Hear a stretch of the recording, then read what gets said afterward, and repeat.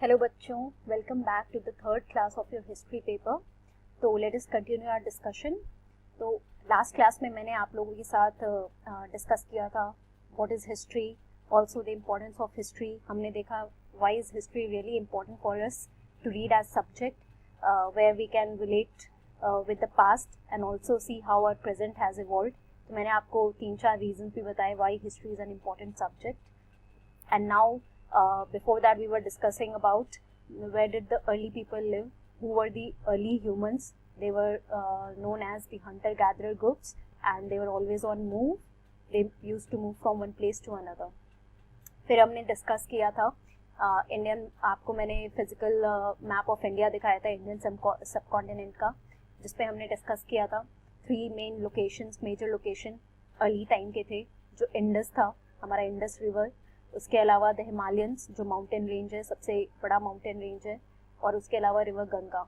तो let us continue with that. तो पिछली क्लास में मैंने आपको बताया our country has been referred by 2 names, India और Bharat, and the term India has been derived from Indus river.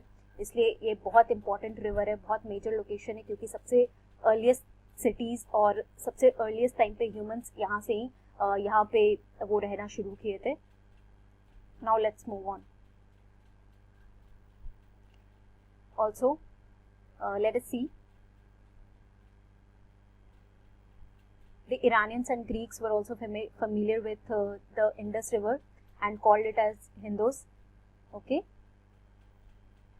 Now you can see that how Indus River is really important for us as a major location.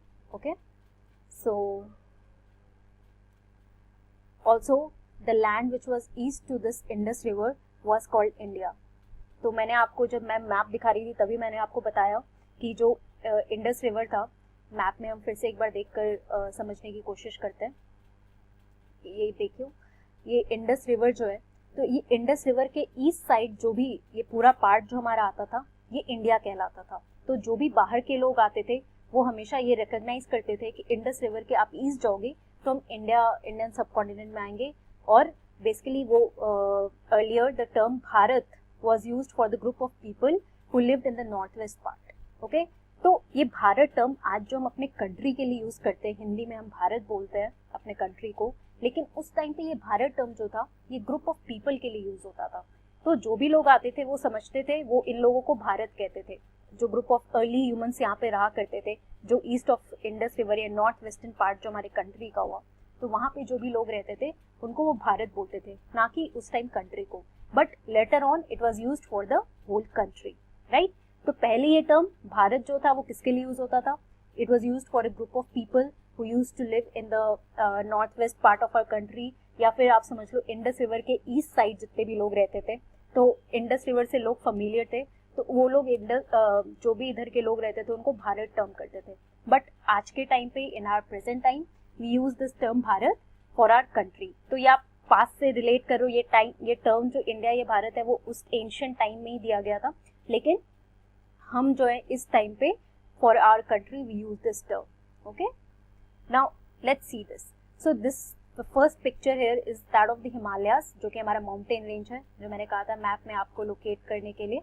और ये बहुत important mountain range है, बहुत important role play करता है हमारे geography में भी। ठीक है, दूसरा पिक्चर देखो यहाँ पे, this is the famous river Ganga, जो हमारे नेशनल रिवर जो हमारा हो गया हमारी कंट्री का, बहुत सेक्रेड रिवर है। ठीक है, रिवर गंगा सबसे बड़ा रिवर भी है। Also the third picture here, this is of river Indus. तो ये देखो, ये इंडस वैली, ये पूरा इंडस सिविलाइजेशन हमारा बहुत फेमस एंशिएंट सिविलाइजेशन हुआ करता था, वो आप आगे पढ़ोगे, आगे की क्लास में देखोगे। ठीक है, तो ये यहाँ पे जो भी लोग इधर से आना शुरू किए, हड़प्पा, ये सब सारे सिटीज़ थे जो कुछ टाइम बाद जब एक्चुअली लोग सेटल लाइफ में रहना शुरू किए थे, तो उसके बाद ये यहाँ पे सिटीज़ बनाना शुरू किए थे। इसलिए रिवर इंडस जो है बहुत ही इंपॉर्टेंट रोल प्ले करता है हमारे लिए। तो इन सब का लोकेशन जानना, मैप में लोकेट करना बहुत इंपॉर्टेंट है, और ये आप ज़रूर करना एक इंडिया मैप में लेके। So I have given a small task for you. ये आप जब भी आप खाली बैठे रहोगे और आपके पास टाइम रहे, तो just locate following on the map of India. This will be really helpful for you for the exam purpose and plus for your general knowledge. So locate this river Ganga. आप एक बार रिवर गंगा देखना, आप अपने NCERT book में भी देखना, उसको map में आप लोकेट करने की कोशिश करना, एटलस में देखना, ठीक है। उसके बाद इंडस रिवर जो मैंने कहा सबसे इंपॉर्टेंट रोल प्ले करता है, और उसके ट्रिब्यूटरीज जो होते हैं, ट्रिब्यूटरीज का मतलब आप ज्योग्राफी में समझोगे, तो जितने भी छोटे छोटे रिवर्स होते हैं, ये मेन रिवर को जो ज्वाइन करते हैं उसको हम बेसिकली ट्रिब्यूटरीज कहते हैं। तो ये भी हमारे लिए काफ़ी इंपॉर्टेंट है, ये इंडस और उसके ट्रिब्यूटरीज को समझना। ऑल्सो द नर्मदा वैली, ये भी बहुत इंपॉर्टेंट वैली है, सेंट्रल इंडिया में ये वैली है, ठीक है। And the fourth one is the Himalayas. तो ये 4 इंपॉर्टेंट लोकेशन है उस टाइम का जो हमें हमारे लिए बहुत इंपॉर्टेंट है जानना, और ये आप हमें अपने मैप में इसको लोकेट करना, इसको आप देखना कहाँ पर है, एक बार मैप में प्रैक्टिस करना, लोकेट करना, फिर समझना यहाँ पे लोग कैसे आना शुरू हुए थे, अर्ली सिटीज कैसे सेटल होना शुरू हुई थी, जो कि हम प्रोसेस में अभी फर्दर लेक्चर्स में ये डिस्कस करेंगे, ठीक है। नाउ अनदर इम्पॉर्टेंट पार्ट, अभी हमने क्या क्या कवर कर लिया, हमने एग्जाम्पल्स के थ्रू हमने देखा इंपॉर्टेंस ऑफ हिस्ट्री, समझा कि हमारे लिए हिस्ट्री पेपर क्यों इंपॉर्टेंट है, हमने डिफरेंसेस देखे कि हमारे प्रेजेंट में हम किस तरीके से रहते हैं, what is our lifestyle, what clothes do we wear, what food do we eat, और what are the technologies that we are aware of. लेकिन वही हम अगर अपने पास्ट में जाते हैं, when we look upon the early humans who settled here when they first came in on our planet, तो वो लोग कैसे सेटल हुए थे, what were their lifestyle, what were their clothing, also where did they live, what did they eat, the weapons they used। तो हमने examples के through ये सारे इंपॉर्टेंट पॉइंट्स कवर किए। उसके बाद हमने ये भी देखा मेजर लोकेशन इंडियन मैप पे कि Himalayas, Indus river, Ganga region, Narmada valley, ये सब हम मोटा मोटी हमने ये सारे पॉइंट्स को कवर किया है। तो हमने 1-2-3 क्वेश्चंस तो ऑलमोस्ट देख लिए, where did they live, how did they live, हमने कंडीशंस भी देखा, माउंटेन्स में रहते थे, तो ये सारे पॉइंट्स कवर किए। अब नेक्स्ट पॉइंट जो हमारा उठता है कि how do we know about the past. So it's very normal that those people they are not alive today, right. तो हमारे पास और कोई ऑप्शन क्या हुआ to know more about their past. Obviously you must have wondered till now कि सब कुछ तो हम हिस्ट्री के बारे में जानते हैं, but how to know about that past. So in this topic we are going to cover the major part of questioning, of answering the question, that is how to know about the past or finding more about the past। तो उसके पहले we will discuss some of the major terms जो हमारे लिए important है। तो सबसे पहला हमने हिस्ट्री के बारे में पढ़ा, what is the term history and important, what is the importance of history। now the second term here is historians। तो obviously कुछ लोग होंगे जो इस हिस्ट्री को पढ़ते होंगे, उनके बारे में जानते होंगे, तो ये हिस्टोरियंस कौन है। तो historians are the people who construct history, who read history, who know more about history, and they gather information and they help us to know more about our past. तो हिस्टोरियन वही लोग हैं। तो इनकी वजह से ये ग्रुप ऑफ पीपल जो हिस्ट्री के बारे में बहुत डिटेल स्टडी करते हैं, जो पास्ट को बहुत अच्छे से पढ़ते हैं और इन्फॉर्मेशन गैदर करते हैं हमारे ईज के लिए, ताकि हमारा अंडरस्टैंडिंग बढ़े। तो हम ये बुक्स में जो भी पढ़ रहे हैं, ये हिस्टोरियंस ने ही गैदर किया ये सारी इन्फॉर्मेशन, तो आज जाके हमें पता चल रहा है कि हमारा पास्ट कैसा था। You see how historians are really important for us. तो they work like a detective to gather information. तो आज के डेट में जैसे डिटेक्टिव होते हैं, जब उनको चोर को पकड़ना होता है, इन्वेस्टिगेशन होती है और इस तरीके से वो इन्फॉर्मेशन गैदर करते हैं, तो historians work is also like a detective. वो भी किसी तरह वो अपना काम शुरू करते हैं, वो अपना गैदर करते हैं इन्फॉर्मेशन, और basically what they call these information, they call these information as sources. तो जो भी इंफॉर्मेशन है उसको हम सिंपल टर्म्स में, जो भी इंफॉर्मेशन हम हिस्ट्री में यूज़ करते हैं, हिस्टोरियंस यूज़ करते हैं अपने पास्ट को समझने के लिए, उसको हम सोर्सेज कहते हैं।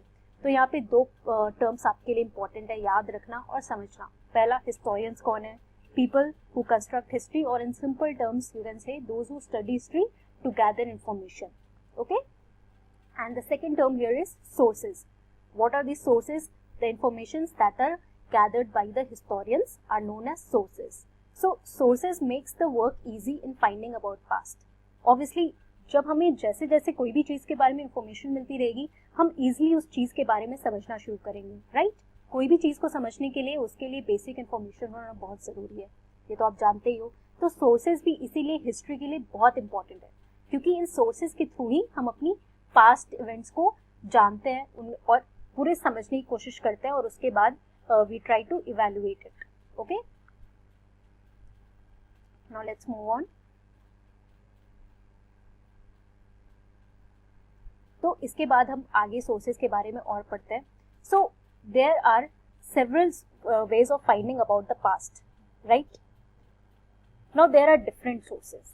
तो एक सोर्स नहीं होता है, हमें समझना चाहिए कि ये सोर्सेज कैसे होते हैं, किस टाइप के होते हैं, किस फॉर्म में पाए जाते हैं, ठीक है. तो in this part we are going to cover about the different sources. So basically sources are divided into two parts. The first part is archaeological sources and the second part is literary sources. I have not mentioned here, but you should listen to this. तो archaeological sources जो होते हैं वो अर्थ के अंदर, earth surface पे मान लो कोई बहुत चीज़ें ऐसी, बहुत पुराने टाइम की चीज़ें ऐसी होती है जो अर्थ सरफेस के अंदर, मिट्टी के अंदर मान लो कोई टूल्स और वेपन्स जो हमने पढ़ा, तो वो सब कुछ जो अंदर रहता है ना, अर्थ सरफेस से एक्सकेवेट करना पड़ता है हिस्टोरियंस को. तो वो सारी चीज़ें, कुछ भी टूल्स, ऑब्जेक्ट्स जो हम, टूल्स, वेपन्स, ज्वेलरी, जो भी हमें पुराने टाइम का, पॉट्स, ये सारी चीज़ें जो हमें मिलती है, ये सारे ऑब्जेक्ट्स को स्टडी करना आर्कियोलॉजी कहलाता है, ठीक है. और ये आर्कियोलॉजिकल एविडेंसेस में आ जाते हैं. दूसरा जो होता है वो होता है लिटररी सोर्सेस. तो इसमें क्या आता है, जो भी हमारे पास रिटन इन्फॉर्मेशन है, मतलब कुछ भी हमें रिटन फॉर्म में मिला हुआ है, वो सारे सोर्सेज आ जाते हैं लिटररी सोर्सेज में. तो अब let's discuss more about, in detail we will discuss more about the different sources, ठीक है. तो the first source here is the manuscripts. अब मैन्युस्क्रिप्ट क्या होता है? First source was reading books that were called manuscripts which were handwritten. तो manuscripts basically hand written books होते हैं जो उस टाइम पे, जो हमारे पास्ट के बारे में बताने की कोशिश करता है. तो ये हिस्टोरियन सबसे पहले इन्होंने शुरुआत की मैन्युस्क्रिप्ट से, जो कि बहुत टाइम पहले, बहुत thousand years ago these manuscripts were found there. Now let us see कि ये मैन्युस्क्रिप्ट्स जो था वो किस चीज़ पे लोग किस चीज़ पे लिखते थे, क्योंकि उनके पास पेन पेंसिल नहीं था, राइट. उनके पास ये सब चीज़ें अवेलेबल नहीं थी, उनके पास सिर्फ नेचुरल चीज़ें थी जो मैंने आपको पहले बताया था. तो they were usually on palm leaf और on specially prepared bark of a tree known as birch which was found in Himalayas. तो ये जो भी सोर्सेज थे, मैन्युस्क्रिप्ट्स जो थे, ये हमेशा एक पाम लीफ पे लिखते थे. हम लोग एग्जाम्पल और पिक्चर्स के थ्रू इसको और समझते हैं, okay. So by time many manuscripts have destroyed, but some are preserved in temples. Obviously ये palm leaf जो है, पत्ते आप देखते होंगे बहुत टाइम के बाद अगर झड़ जाते होंगे तो वो खराब हो जाते थे. और अगर हम पुराने ज़माने की बात करो तो बहुत इम्पॉसिबल है कि वो सारे मैन्युस्क्रिप्ट्स जो हम है वो प्रिजर्व होंगे. लेकिन सारे के सारे मैन्युस्क्रिप्ट्स नहीं बच पाए, कुछ बचे हैं, इसलिए वो हमारे हिस्टोरियंस को मिल पाए. What were these books about? What were these manuscripts about? Let us know more about that. So these books contain matters on various subjects like religious beliefs, lives of kings, medicine, epics and poems. तो basically ये जो manuscript थे, जो ये books थे, ये हमें more about they let us know more about the religious belief, मतलब the lifestyle of people at that time of those early ages, about the religious belief, या फिर king के बारे में, जो उस टाइम के राजा हुआ करते थे, कौन से मेडिसिन होते थे, कैसे पोएम्स लिखा करते थे, क्या स्टोरीज होती थी उस टाइम की. ओवरऑल कॉमन जो लाइफस्टाइल आप कह सकते हो, सब कुछ A to Z कवर करता था ये मैन्युस्क्रिप्ट्स में. ये सारे डिस्क्रिप्शन हुआ करते थे, ओके. अब हमें समझना है कि what were the languages that were they were written mainly. So these were mainly written in Sanskrit, Prakrit and Tamil language. तो ऑब्वियसली ये टर्म आपके लिए बिल्कुल न्यू है. ये सारे टर्म्स आप लोग पहले संस्कृत और ये सब लैंग्वेज आप खुद नहीं जानते हो. तो उस टाइम पे आप देख रहे हो हिंदी, इंग्लिश जो नॉर्मली हम लोग यूज़ करते हैं, those languages were not used. Mainly 3 languages were used, Sanskrit, Prakrit और तमिल. तो ऑब्वियसली हिस्टोरियंस के लिए भी बहुत डिफिकल्ट होता था ये उनके लिए समझना, उनके लिए मैन्युस्क्रिप्ट्स के बारे में पढ़ना. बहुत टाइम के बाद ये लोग इन चीज़ों को थोड़ा डिसाइफर करने की कोशिश की. डिसाइफर क्या करना होता है, मतलब तोड़ मड़ोड़ के चीज़ों को समझना, जो भी यहाँ पे जैसे मैन्युस्क्रिप्ट्स में. तो आप देख रहे हो ये 3 पिक्चर्स है, ये पाम लीफ पे ही ये सारी चीज़ें लिखी हुई है. ऑब्वियसली ये बहुत फॉरेन लैंग्वेज है आपके लिए, लैंग्वेज आप जल्दी समझ नहीं पाओगे. तो ये मैन्युस्क्रिप्ट्स के एग्जाम्पल है. These were basically hand written, they were written book reading, it was like a book. और इसको as a basic source historians use करते थे, ठीक है. और further in the next class we are going to cover about more sources. Till then, take care. Now, thank you very much.